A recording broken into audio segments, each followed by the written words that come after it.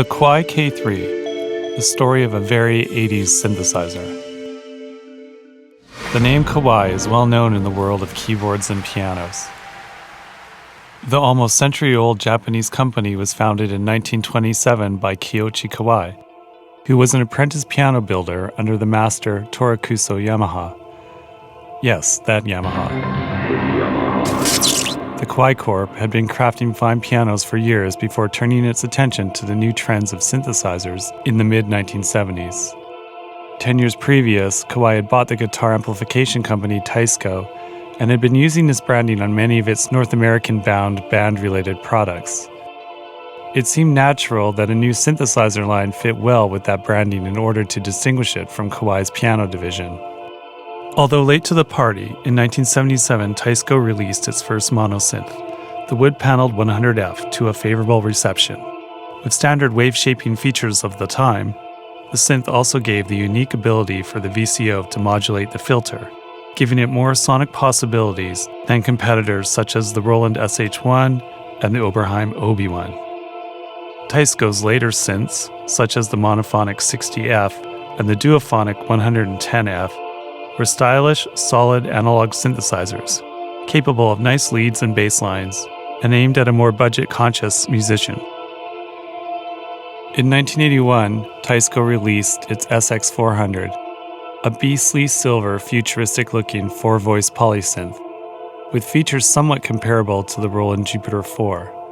Looking like a prop from the set of Moonraker, this synth was surprisingly unremarkable and didn't make much noise in the market, especially with competitors such as Roland, Oberheim, and Sequential seemingly one step ahead at almost every feature at that time.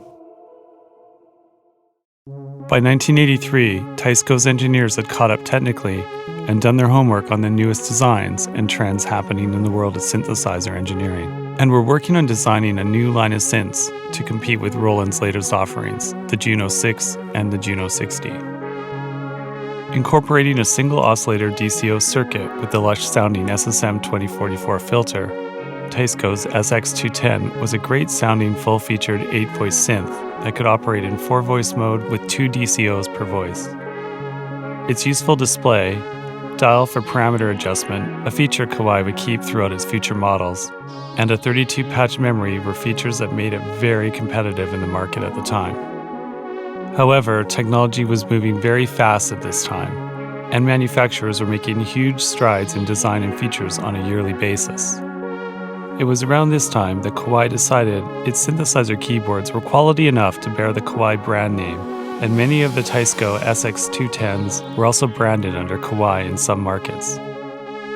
Within a year, Teisco released its improved SX240, which sported a full 2 DCOs per voice, a MIDI interface, a huge LCD display, the increment wheel, a dual mode for stacking sounds, and a 1500-note sequencer. It was a great sounding beast of a synth, but sadly the SX240 was not overly successful due to the game-changing release of a certain Yamaha synth around that same time. The digital era had taken off, and Yamaha was changing the game. Kawai would take note. Taking some time to reflect and pivot to digital was the right move for Kawai. A lot was happening quickly, and to capture a market share, the design team would have to get things right.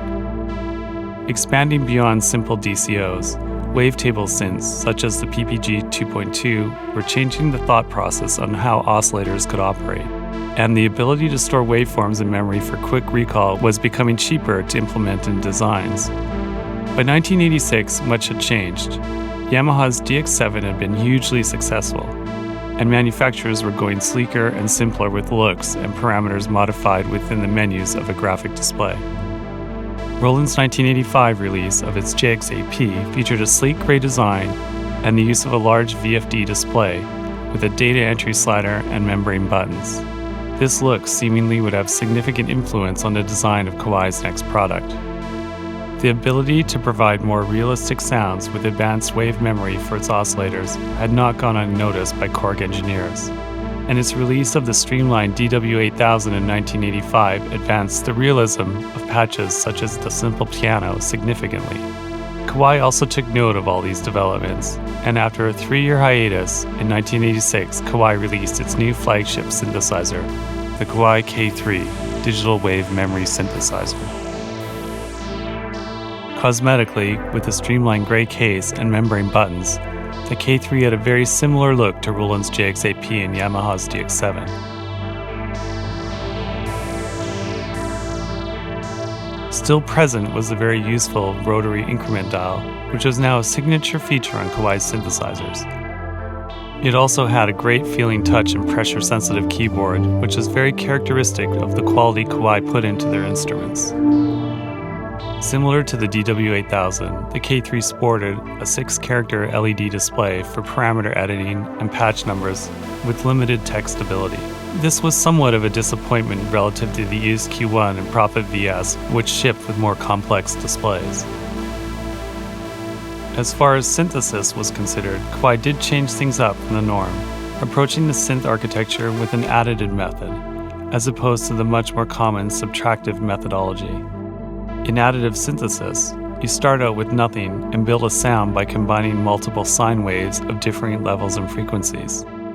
As more sine waves are combined, they begin to generate additional harmonics. In most additive synthesizers, each set of sine waves is viewed and used much like an oscillator.